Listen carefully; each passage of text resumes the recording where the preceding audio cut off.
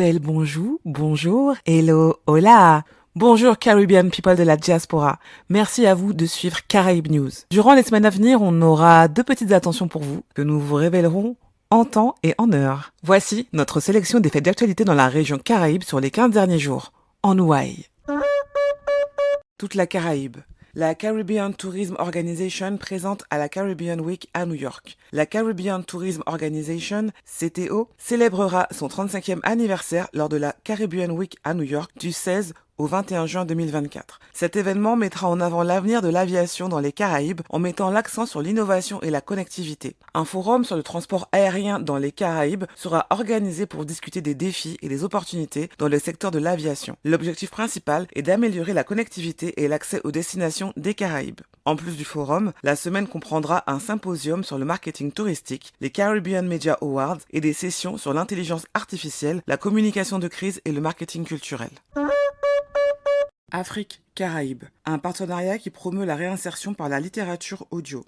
Le 18 mai dernier, à l'occasion du Salon international du livre d'Abidjan, les maisons d'édition GAD Éditions Côte d'Ivoire et Une Voix, Une Histoire Guadeloupe ont annoncé la création d'un nouveau prix littéraire unique en son genre. Le prix des 100 voix récompensera le meilleur livre audio de l'année. Selon Ange Félix Ndakpri, directeur de GAD Éditions, et Manik Siar Titeka, présidente d'Une Voix, Une Histoire, ce prix se distingue par son jury, composé exclusivement de détenus issus de plusieurs établissements pénitentiaires. Cette initiative a pour ambition de donner une voix à ceux qui sont souvent marginalisés, tout en offrant une opportunité de se reconnecter et de se réinsérer dans la société à travers la littérature. Trinité et Tobago. Une entreprise locale fournira des services à l'industrie énergétique ghanéenne. Le premier ministre de Trinité et Tobago, Keith Rowley, a annoncé qu'une entreprise locale est sur le point de conclure un contrat important pour fournir des services à l'industrie énergétique du Ghana. Cette déclaration a été faite lors d'une conférence de presse dimanche, après le retour du Dr Rowley de visite officielle au Ghana et en Inde. L'accord est sur le point d'être finalisé, a déclaré le premier ministre. Il a souligné que cette étape est le résultat de plus d'une décennie d'efforts pour renforcer la présence de Trinité et Tobago au Ghana, en particulier depuis la découverte et le début de la production de gaz naturel dans ce pays. Ce développement marque une avancée significative dans les relations économiques entre les deux nations et ouvre de nouvelles perspectives pour l'industrie énergétique de Trinité et Tobago à l'international.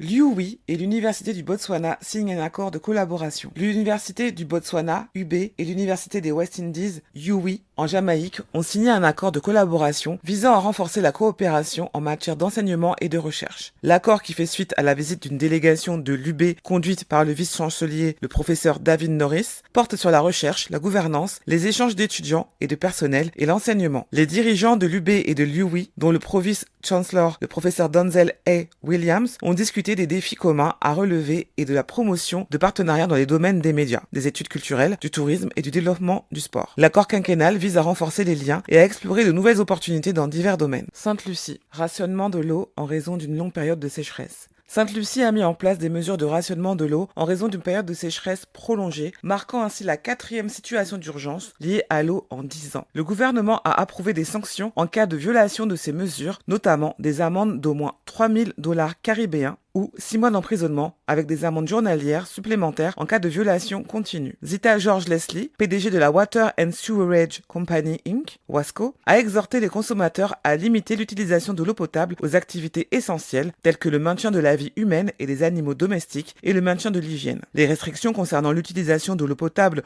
pour les pelouses, le lavage sous pression, le mélange du béton et le remplissage des piscines. WASCO mettra également en œuvre des mesures d'atténuation de la saison sèche et une initiative de partage de l'eau à l'échelle de l'île tout en augmentant le nombre d'équipes de réparation des fuites afin de gérer les ressources de manière responsable. Guyane. Une manifestation de soutien au peuple kanak. Le 22 mai, les organisations guyanaises MDES et UTG ont exprimé leur soutien au peuple de Kanaki Nouvelle-Calédonie lors d'une visioconférence. Le secrétaire général de l'Union calédonienne, Dominique Fauchy, a souligné l'importance de la dignité du peuple kanak et a critiqué le manque de respect de la part du gouvernement français envers leur histoire et leurs souffrances. Les organisations politiques et syndicales de Martinique et de Guadeloupe se sont également montrées solidaires avec le peuple kanak. Des collectifs d'avocats de ces pays, plus la Réunion, la France, sont également mobilisés. Le lien de cette visioconférence est dans la description. Big Foss au peuple kanak.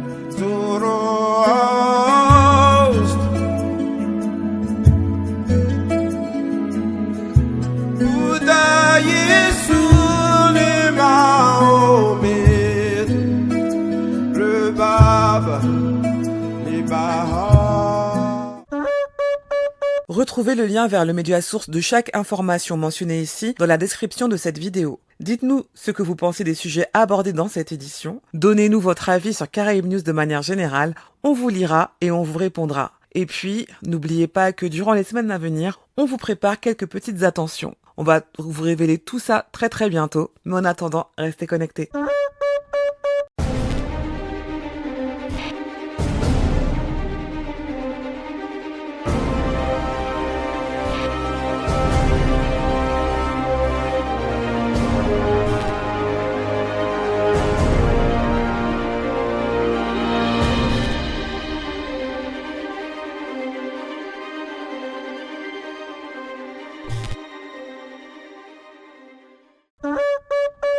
Vous aimez Caraïbes News et vous souhaitez nous soutenir? Alors n'hésitez pas à liker et partager cette édition de Caraïbes News avec vos amis, car plus on est de fous et plus il y a de news. Pour ne rater aucune des futures éditions, abonnez-vous à la chaîne YouTube USC United States of the Caribbean ou alors à la playlist USC Caraïbes News de la chaîne. Et enfin, si vous en avez la capacité, vous pouvez aussi nous soutenir en nous offrant un thé ou un café, voir le lien de notre page Buy Me a Coffee dans la description. Je vous invite également à visiter la page Instagram United States of the Caribbean, @USC 5_ pour suivre l'intégralité de son activité. Sur ce, je vous dis à dans d'autres soleils.